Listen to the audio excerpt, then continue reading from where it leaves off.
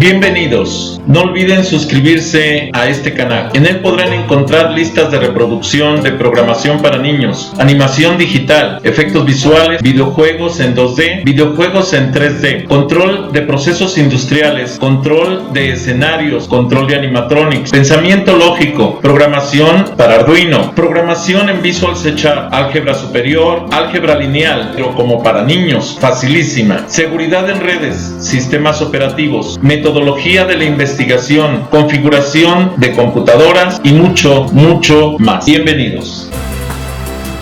Buenas tardes, jóvenes. El día de hoy vamos a hablar sobre lo que son los sistemas de archivos en los sistemas operativos. Los sistemas de archivos son métodos y estructuras en donde se guardan datos. Estos datos, ¿sí?, sirven para cada uno de los tipos de los sistemas operativos que existen. A saber, por ejemplo, las familias de Linux, Apple, Windows, Android y Unix. Pero también podemos hablar de sistemas operativos web, que son las 6 familias básicas de sistemas operativos. ¿Para qué sirven estos sistemas de archivos? Pues para organizar, para acomodar, para buscar información dentro de la propia información, dentro del cúmulo de cosas que tenemos guardadas, digitalizadas en la computadora. ¿De qué manera? Normalmente la información se guarda en formato de árboles de directorios, en donde se van a ir distribuyendo los diferentes tipos de archivos y la información que se está trabajando. Los sistemas de archivos soportados por Linux, por ejemplo, vamos a tener algunos ejemplos. Linux, vamos a tener, por ejemplo, los archivos utilizados por Minix. Minix en particular no es un Linux como tal, es un Unix. Es un Unix básico, ¿sí? Es el más antiguo de los sistemas operativos de este tipo y el más fiable. Los archivos que se pueden guardar aquí pueden tener como máximo 30 caracteres de longitud y está restringido en capacidad como mucho a 64 megabytes de tamaño por el sistema de archivos. O sea, no puedo tener archivos de mayor tamaño. El tamaño máximo para este tipo de sistema operativo son 64 megabytes. Los archivos EXT, ¿sí?, que se conocen como Extended, son sucesores de Minix, ya son más recientes y actualmente de hecho se encuentran en desuso. No es compatible con sistemas operativos actuales, este sistema de archivos. Los CIAF son sistemas operativos de una versión modificada y eleva los límites de los nombres de los archivos. Normalmente en la actualidad los nombres de los archivos pueden tener hasta 255 caracteres. El tamaño del sistema del archivo también se eleva. Los risers son robustos. Se utiliza una bitácora, un logueo de archivos. La bitácora lleva un registro por cada transacción que se va a realizar. Esto permite al sistema de archivos reconstruirse por sí solo. Si nosotros hacemos el análisis de un archivo de Word, por ejemplo, en la actualidad, los archivos van a estar guardados con este tipo de registros de logueo, que aunque sea de Microsoft o de lo que sea, son archivos que guardan información, por ejemplo, del propietario, de la fecha de creación, de la hora de creación, etc. Además del tipo de archivo. El Extended 2, ¿sí?, que es un sistema operativo más reciente para lo que son los formatos Linux, ¿sí?, no implementa el registro por diario, ¿sí? Los límites son un máximo de 2 terabytes de archivo, 4 terabytes de particiones y tiene un tipo de tabla FAT, ¿sí? File Allocation Table, que corresponde a la tabla de localización de archivos. Es un formato del tipo MBR. Más adelante vamos a hablar de esos formatos. De tamaño fijo, donde se almacenan los inodos. Los inodos, que son precisamente los índices de localización, ¿sí? En los sistemas operativos recientes ya no son índices, sino árboles. En cuanto a la ubicación, es una referencia a un sector de disco donde están todos y cada una de las referencias de los bloques del archivo fragmentado.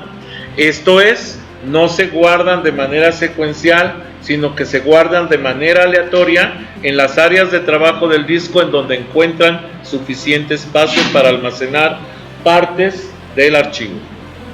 Estos bloques son de tamaño especificable, o sea, no son fijos. Tú le puedes decir el tamaño que te conviene trabajar, sobre todo aquellas personas que trabajan, por ejemplo, archivos de video muy grandes, pues les conviene trabajar tamaños grandes, por ejemplo, 4K bytes, la base de almacenamiento, mientras que a los que van a trabajar consultas cortas o textos cortos, pues les conviene trabajar a lo mejor 512 bytes, porque hacen un uso más eficiente de la paginación de la memoria.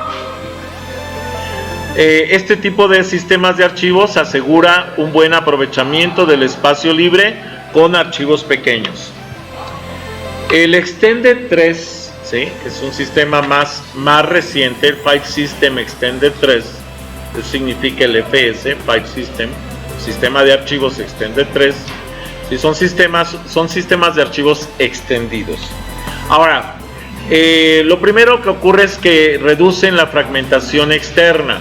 Esto es, no dejan bloques entre la paginación o los bloques de almacenamiento, ¿sí?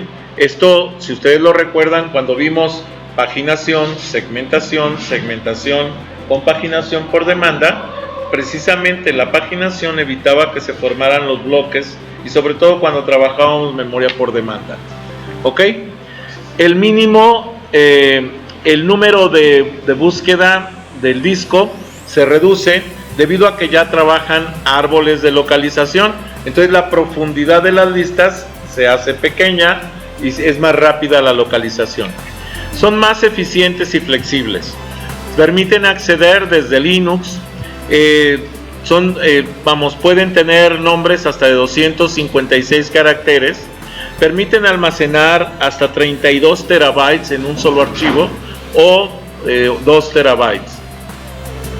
Se distinguen entre mayúsculas y minúsculas para los nombres, para los identificadores.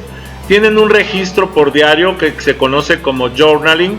Son sistemas de archivos journalizados, o sea, con un diario de manejo y de almacenamiento de información específica del archivo, y pertenecen a distribuciones del tipo GNU Linux, ¿sí? Continuamos.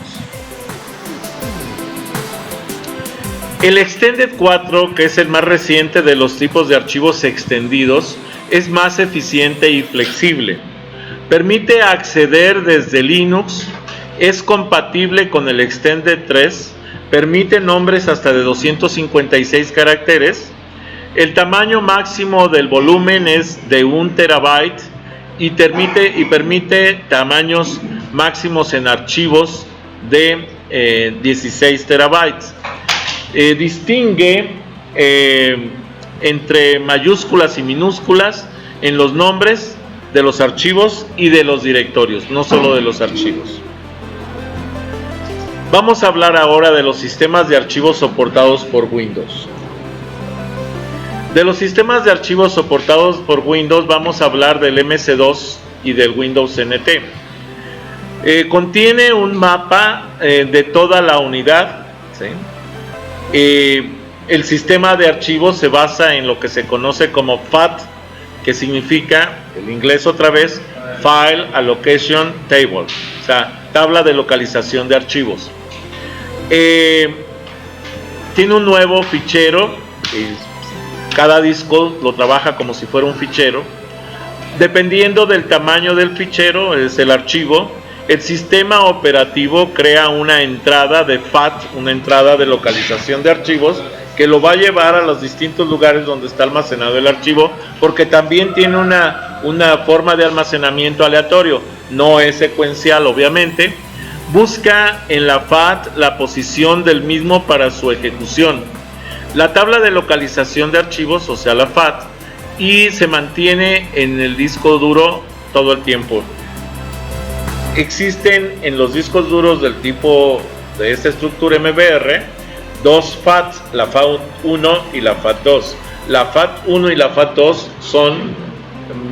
son archivos espejo que permiten tener un respaldo por si truena la primera, yo pueda rescatar a partir de la segunda por un checksum o por un check file, ¿sí? La 2 la copia en la 1 para recuperar el acceso a los archivos. Es una forma de protección.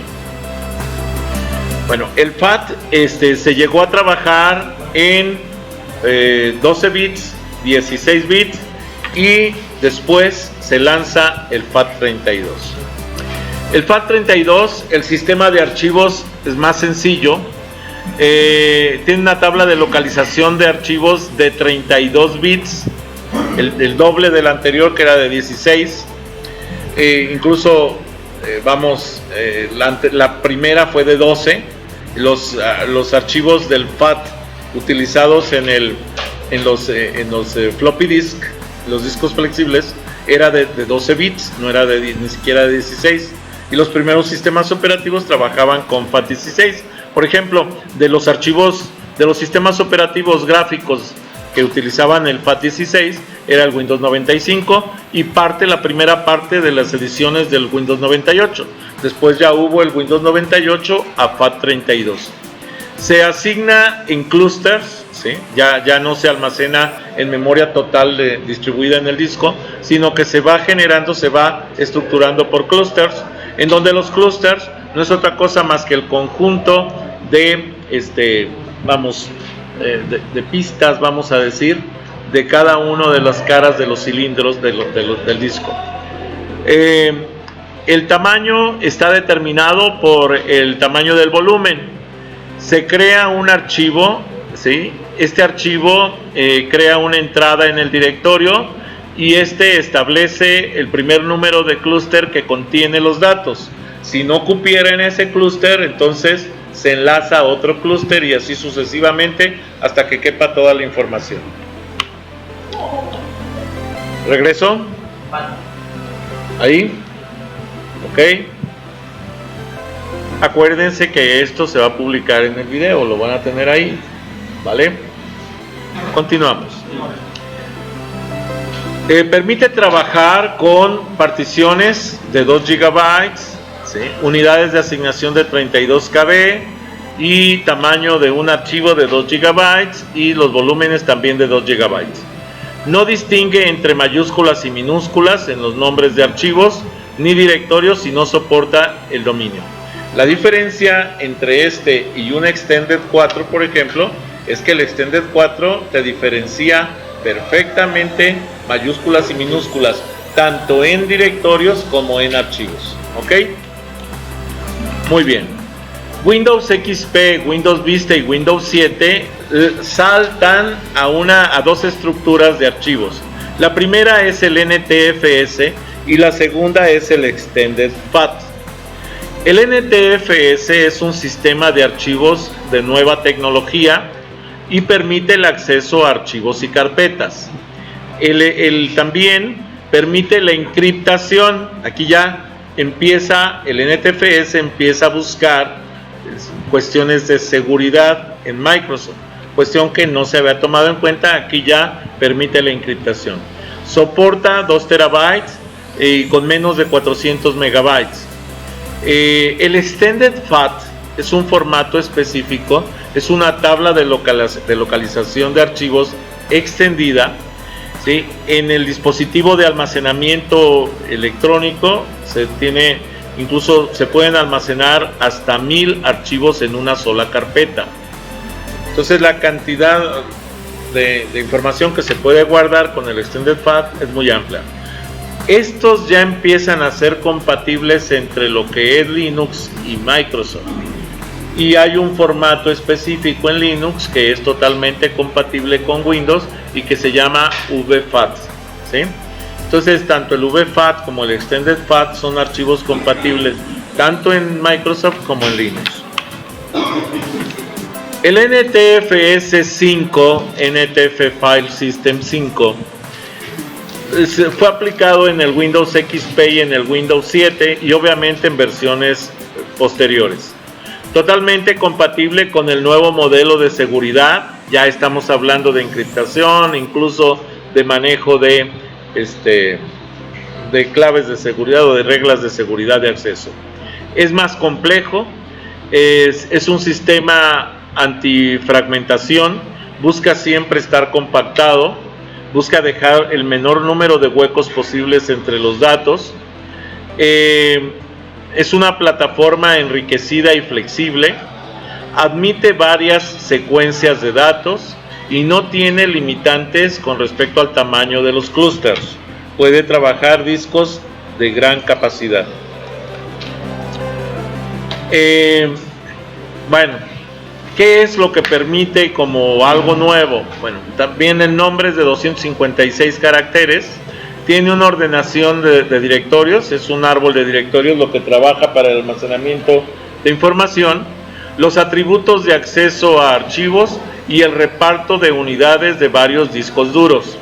Su volumen puede llegar hasta los 16 terabytes, o sea, un solo disco soporta discos hasta de 16 terabytes, una cantidad increíble de información. El tamaño máximo de un archivo solo está limitado por el tamaño del volumen. Puede agarrar los 16 terabytes para un solo archivo en un disco. Distingue entre mayúsculas y minúsculas y en los nombres de archivos y directorios también. Ya si se dan cuenta, el NTFS tiene muchísimas características de las características del sistema, de los sistemas de archivos de Unix y de Linux y de Apple incluso. Bueno, los sistemas de archivos soportados por Mac, ¿sí?, por las computadoras de Apple, es el HFS o HFS Plus. Es un sistema de archivos por jerarquía, admite el uso de directorios de espacio de discos de 64 bits, permite utilizar bloques de asignación de archivos de 32 bits, admite nombres de archivos más descriptivos con una longitud de hasta 255 caracteres, de hecho 256, y la codificación de texto es Unicode, por tanto trabaja caracteres de 16 bits, no de 8 bits. Los caracteres de 8 bits son ASCII, este ya trabaja Unicode. Para los nombres de archivos internacionales o con sistemas de escrituras mixtos, esto es, sistemas de escrituras de texto con sistemas de escrituras pictográficos, como el chino, como el coreano, como el japonés. Son archivos utilizados para aplicaciones en Unix. El HPFS es otro tipo de sistemas de archivos también de la estructura de Mac.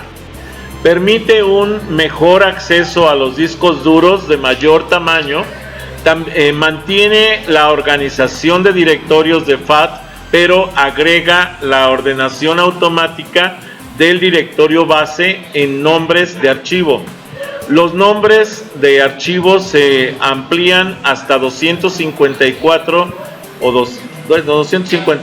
caracteres de doble byte. Permite doble byte porque son 16 bits, porque son caracteres Unicode, que quede claro.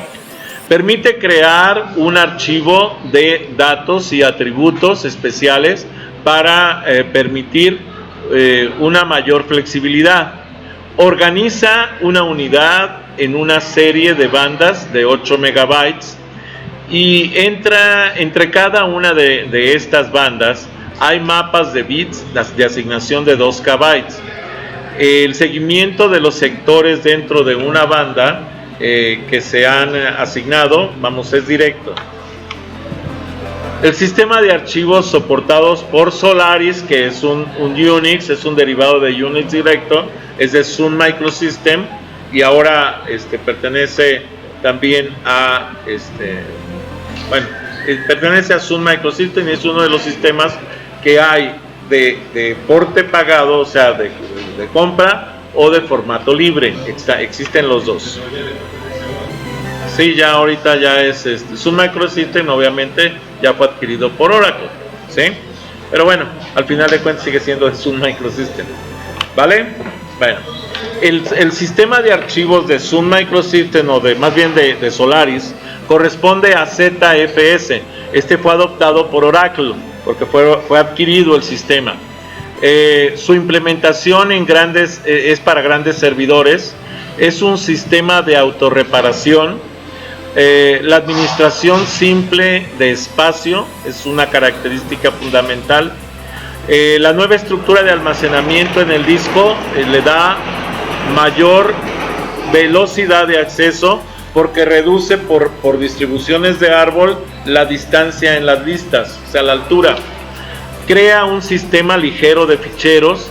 El sistema de ficheros es de 128 bits. Sun Microsystems es el dueño y bueno, ya ahorita pertenece a Oracle, tanto Sun como el otro sistema, y es un sistema conocido como Zettabyte. Es sistema de archivos Zettabyte, es File System, Zettabyte File System, por eso es ZFS. ¿Ok? Sistemas de archivos de CDs, DVDs y Blu-rays. CDs. Los sistemas de archivos para disco compacto permite el almacenamiento de los datos y no permite la escritura de nuevos datos en formatos cerrados. Esto que quede claro. Normalmente el sistema de grabado en CDs, DVDs y Blu-rays se hace en formato secuencial. Por eso se utilizan esencialmente para, multimedios, videos, películas, etcétera. Porque como es un grabado, o canciones, como es un grabado secuencial, el acceso a la continuidad es mucho más rápido. UDF, formato de disco universal, permite escribir y borrar en el disco en cualquier momento y es soportado por varios sistemas operativos. LFS es el sistema de archivos en directorio, nombre dado del formato UDF. No es compatible con versiones anteriores y reduce hasta un 21.4% el espacio de almacenamiento en el dispositivo. Le da mayor calidad, mayor versatilidad, pero reduce la cantidad de espacio de almacenamiento. Continuamos. Hablando de la estructura de almacenamiento de archivos, vamos a hablar de lo que es el MBR. ¿Qué es el MBR? Bueno, el MBR dice el registro de arranque maestro o Master Boot Record, o MBR, es un sector de 512 bytes en las primeras pistas del disco duro y contiene una secuencia de comandos necesarios para cargar un sistema operativo a partir de un programa ejecutable y una tabla donde están definidas las particiones del disco duro. El Master Boot Record, ¿sí?, es el primer sector físico del disco duro principal o de arranque, normalmente conocido como cilindro 0, cabeza 0, sector 1. Con el número de periférico BIOS 0x80, en el que se aloja el arranque del sistema operativo, pero no todas las BIOS pueden arrancar el sistema operativo desde cualquiera de los discos duros. Este código arranca el sistema operativo desde el disco duro o desde el bootloader, que es un cargador de sistemas operativos y que podemos encontrar tres fundamentales: el hilo, el group y el gag, que son tres cargadores que permiten elegir el sistema operativo de arranque de un multisistema con instalaciones físicas completas reales. El BIOS, que significa Basic Input, ahí faltó el input, vamos Corrijo porque si no nos queda pendiente esto. Input, ¿sí? Output system, que es el sistema básico de entrada y salida. ¿Dónde está, perdón? Input, perdón, lo escribí con... Espérenme porque lo escribí mal. Input. Listo. Perdón. Ok, ahí está corregido. La BIOS, Basic Input Output System, que es el sistema básico de entrada y salida, ejecuta el MBR del dispositivo que tenga configurado en la CMOS. CMOS es un chip semiconductor complementario de óxido de metal que se usa para almacenar los ajustes de configuración de la BIOS. La BIOS se usa para iniciar la PC, mientras que el CMOS almacena los archivos de configuración de la BIOS. ¿Ok? La BIOS no se puede cambiar, pero el CMOS te permite cambiar los ajustes de tu BIOS. Si en el primer dispositivo no existe el sistema operativo, verifica en orden de prioridad todos los medios de almacenamiento masivo configurados en el CMOS para el arranque de esta hasta lograr comenzar la carga del sistema operativo, o da el aviso de que falta el sistema operativo en el sistema si no encuentra el cargador del mismo. El MBR incluye la tabla de particiones y un código inicial para arrancar el sistema operativo llamado IPL, Initializing Program Line, programa de inicialización en línea. Muchos virus aprovechan este funcionamiento de arranque estándar para arrancar antes que el sistema operativo y obtener el control. En los procesadores Intel, el código de máquina se ejecuta en modo real, no en todos los procesadores. En los Intel sí. Muy bien, ahora otro formato que debemos comprender es el Volume Boot Record, el VBR, el registro de inicio del volumen, VBR, o registro de arranque del volumen. Es un tipo de sector de inicio introducido por IBM Personal Computer. El código en el MBR y el VBR se carga en esencia de la misma manera que el MBR. Permiten invocar, al invocar un VBR, que es el inicio de un volumen, a través de un gestor de arranque, se conoce como carga de cadena. O sea, va cargando enlazado con los sistemas de arranque donde se encuentra almacenado el sistema operativo. Después del cargador. Ese es el cargador. De hecho, este es el cargador.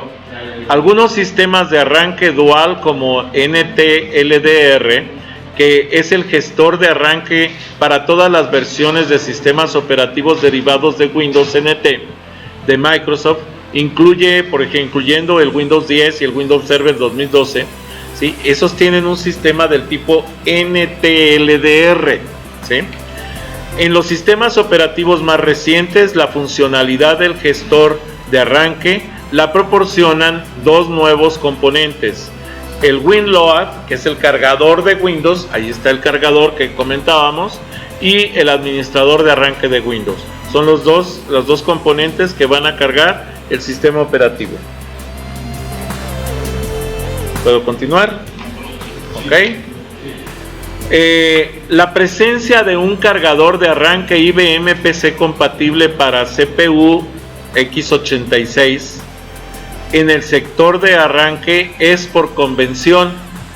Normalmente cuando hablamos de un CPU x86 estamos hablando de CPUs de 32 bits de arranque.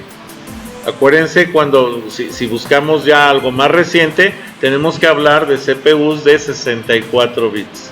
¿Ok? En el sector de arranque, decíamos, por convención indicada por una secuencia hexadecimal de 2 bytes llamada firma, ¿sí? El sector de arranque de 16 bits en los VBR, que es el más bajito, utiliza la firma con 2 bytes, ¿sí? Pero en caracteres hexadecimales, ¿sí? O sea, son 4 caracteres hexadecimales como firma. Algunos sistemas de arranque dual como NTLDR, que es el gestor de arranque para todas las versiones de sistemas operativos derivados de Windows NT o Microsoft. Aquí esto está repitiendo los cargadores, que es el WinLoad y el administrador de arranque de Windows. Ese ya lo habíamos platicado. Vamos ahora a los tipos de particiones en donde se pueden instalar los sistemas operativos. Existen 2 tipos de particiones, la partición MBR y la partición GPT. La partición MBR es la más utilizada y extendida a nivel mundial todavía, aunque ya ahorita está migrando todo a GPT. La primera es el registro de arranque maestro, que se llama Master Boot Record, y es una tabla de y la tabla de particiones GPT, que es un indicador único global. Global Unified Identifier en inglés, GUID. GPT es la tabla de particiones GPT indicador único global o Global Unified Identifier en inglés, GUID. Ahí repetí, aquí hago la aclaración de que repetí sin querer lo que es la definición del GPT arriba y abajo, ¿ok?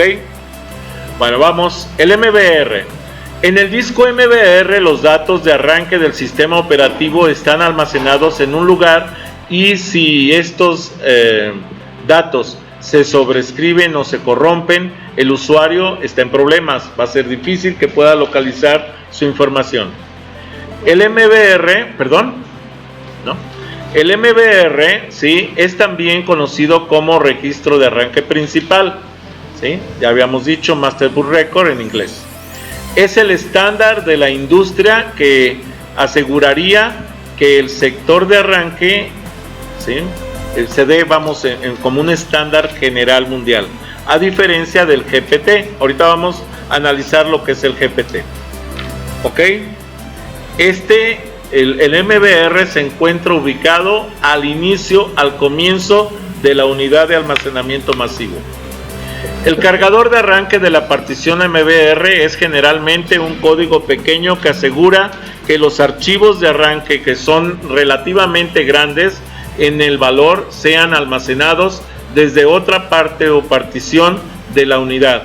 MBR funciona perfectamente bien con discos duros, obviamente de 2 teras o superiores, y no soporta unidades que sean más grandes del tamaño mencionado. Ojo, si no se trabaja un DRVSPAS, que es un administrador de discos duros grandes.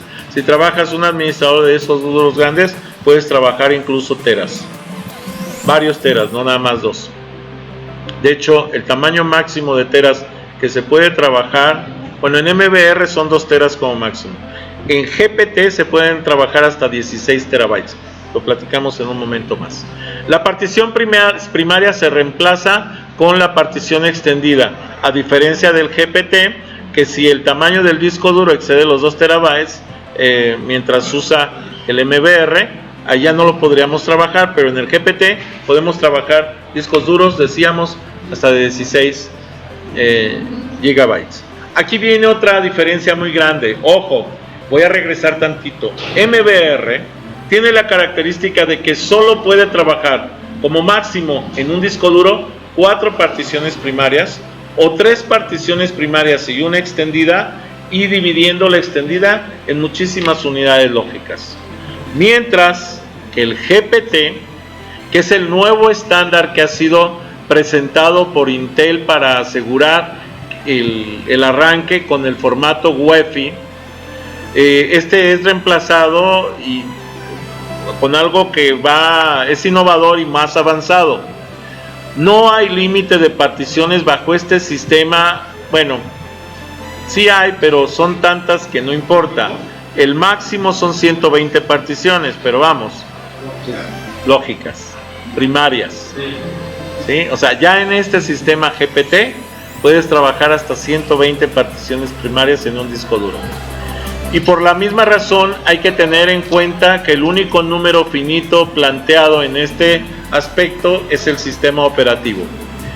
En comparación con MBR, los tamaños de los discos son muy grandes y pueden contener una gran variedad de datos que antes era, concebido como algo inimaginable. De hecho, ya les comentaba que podemos trabajar discos duros hasta de 16 terabytes. No recuerdo si podemos llegar a más, pero hasta 16 sí, seguro. Con GPT, Windows permitiría hasta 120 particiones y tampoco hay necesidad de utilizar particiones extendidas. Todas serían particiones primarias. El acceso es directo y no tiene que entrar por una partición extendida. Por eso es más rápido el acceso a los discos duros con formato GPT. La idea de protección MBR también se incluye dentro de las particiones, lo cual establece que hay una simple partición que se extiende por todo el disco duro. Ok, ¿cuáles son los modos de inicio de un sistema operativo para que podamos cargar? Existen dos, el BIOS, que se conoce como Legacy, y el UEFI. El BIOS, Basic Input Output System, sistema básico de entrada y salida, y aquí también está como input, que hay que corregir, no lo había visto, hasta ahorita lo vi. Ok, muy bien. Y entonces tenemos basado el Basic Input Output System, sistema básico de entrada y salida, basado en la estructura MBR, y el UEFI, que es el Unified Extensible Firmware Interface, que corresponde a la interfaz de firmware extensible unificado basado en la estructura GTK. El modo BIOS es un sistema heredado o sistema legacy que ha quedado anticuado, pero continúa siendo utilizado por el usuario y no se quiere, o no se puede reemplazar o actualizar de forma sencilla. La función primordial del BIOS es inicializar los componentes de hardware y lanzar el sistema operativo. Además, con su carga se inicializan otras funciones de gestión importantes como la energía y la gestión térmica, y puede ejecutar código para verificar la integridad entre todos los componentes del firmware antes de que se ejecute y se lance el sistema operativo. Ese se conoce como POST, Power on Self Test, que es el programa básico de prueba de fallas de arranque. Probar los componentes clave de hardware en la computadora para garantizar que toda la información cargue correctamente y no genere problemas sobre la información. Controla módulos adicionales como la tarjeta de video o la tarjeta de red o de área local, entre otros dispositivos. Selecciona el dispositivo de arranque, que puede ser el disco duro, una unidad de CD o un dispositivo USB. Ahora, el modo UEFI es un estándar creado por más de 140 compañías tecnológicas que forman parte del consorcio UEFI, en el que se incluye Microsoft. Se ha diseñado para mejorar la interoperabilidad del software y solucionar las limitaciones del BIOS. Algunas de las ventajas que ofrece este firmware UEFI son mayor seguridad, ya que ayuda a proteger los procesos previos al inicio del ordenador frente a ataques de bootkit, ¿sí? O es kits o juegos de arranque, vamos a decir. Los tiempos de inicio y reanudación desde la hibernación son mucho más rápidos. Se dice que con una estructura UEFI podemos arrancar una computadora de 0 a la carga total del sistema hasta en 10 segundos.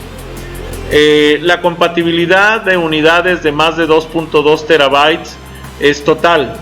Es compatible con modernos controladores de dispositivos de firmware hasta de 64 bits el sistema puede usar para direccionar más de 17.2 mil millones de gigabytes de memoria durante el inicio. Permite el formato del disco GPT, que puede trabajar hasta 120 particiones. UEFI tiene las características similares a las del MBR, pero la diferencia es que el código se ejecuta en 32 y en 64 bits, a diferencia del MBR, que se ejecuta en 32 bits. De modo protegido, el MBR no puede trabajarse en modo protegido en la CPU.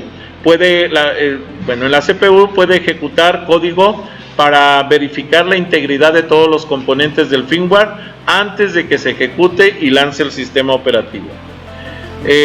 Igual que el MBR, puede probar los componentes clave del hardware en la computadora para garantizar que toda la información cargue correctamente y no genere problemas sobre la información.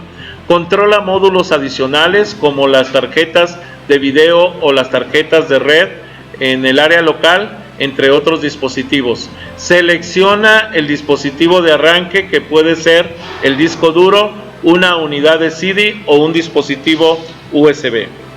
Y hasta aquí este video. Bien, les pido de favor que, si no están suscritos, se suscriban a este canal, que me den un like a los videos que les agraden, que les den la campanita para que puedan avisarles cuando suba más videos, y si es posible que compartan este canal con sus redes sociales, con sus amigos, conocidos. Recuerden que pueden seguirme en Facebook, pueden seguirme en propio Facebook con las páginas Videoteca Valencia, TICS para principiantes, Twitter, Tumblr, Pinterest, G5, LinkedIn.